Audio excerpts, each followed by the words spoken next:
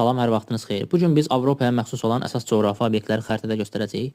Avropanın şimal ucqar nöqtəsi Nordkin burnu, cənub ucqar nöqtəsi Mərakeş burnu, şərq ucqar nöqtəsi Qütb Uralı və qərb ucqar nöqtəsi də Roka burnudur.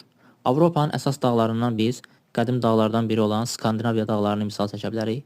Skandinaviya dağlarının ən hündür zirvəsi Qalxepiken zirvəsidir. 2469 metr hündürlüyə malikdir. Asiya və Avropanın sərhədində yerləşən Ural dağları da qədim dağlardan biridir. Ən hündür zirvəsi Narodnaya 1895 metr hündürlükdədir. Qafqaz dağlarının bir hissəsi Asiyada, bir hissəsi Avropada yerləşir. Ən hündür zirvəsi Elbrus 5642 metr hündürlükdədir.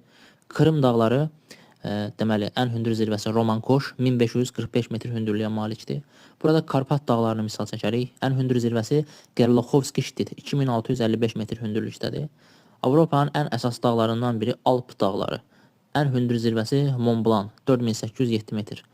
Burada Apennin dağları, həmçinin adı yazılmasa da Dinar dağları, Stara Planina dağları, Piriney dağları. Piriney dağlarının da ən hündür zirvəsi Aneto Peak 3404 metr hündürlükdədir. Davam eləsək biz Avropanın əsas düzənlikləri ilə, Avropanın ən əsas düzənliklərindən biri Şərqi Avropa düzənliyidir. Şərqi Avropa düzənliyinin daxilində də bir sıra hündür düzənliklər, yüksəkliklər yerləşir. Onlardan ən əsasları Orta Rusiya yüksəkliyi, Valday yüksəkliyi, Volqavoy yüksəkliyi. Nisbətən alçaq düzənliklərdən isə Xəzər sahili ovalığı misal çəkə bilərik. Həmçinin burada Almaniya, Polşa ovalığı, Orta Dunay ovalığı, Aşağı Dunay ovalığı.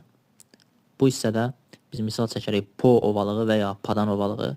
Nisbətən hündür düzənliklərdən isə biz Meseta yaylasını misal çəkə bilərik.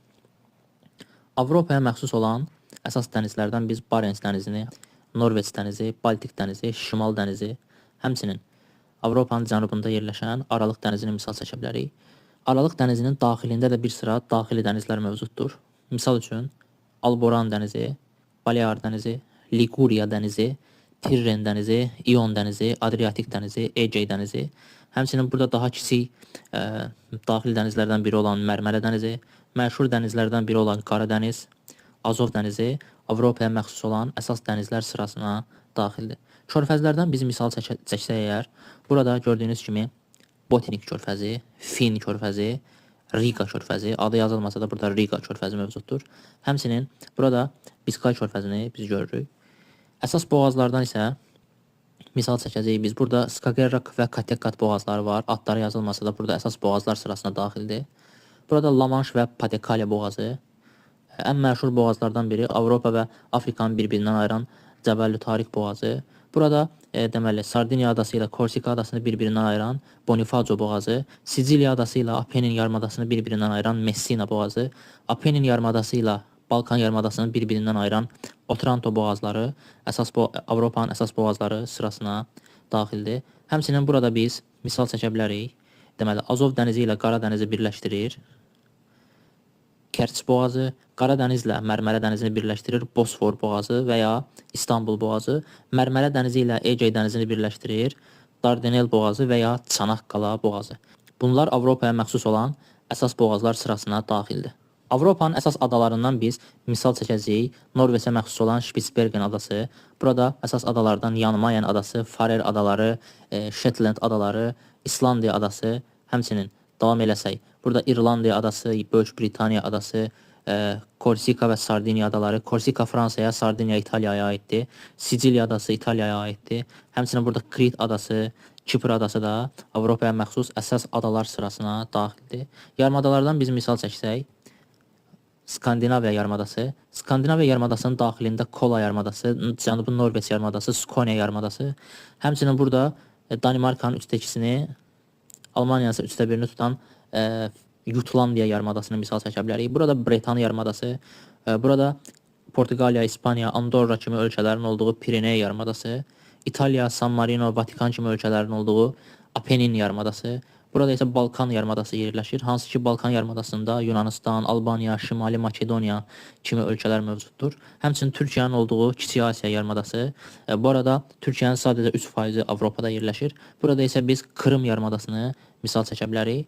Avropaya məxsus olan əsas vulkanlardan Siciliya adasında İtaliyada yerləşən Etna vulkanı, həmçinin Vezuvi vulkanı, Bundan əlavə İslandiyada Hekla vulkanı, Bardarbunga vulkanı, Eyjafjallajökull, Okudul vulkanlarını Avropaya məxsus olan əsas vulkanlar arasında qeyd etmək olar.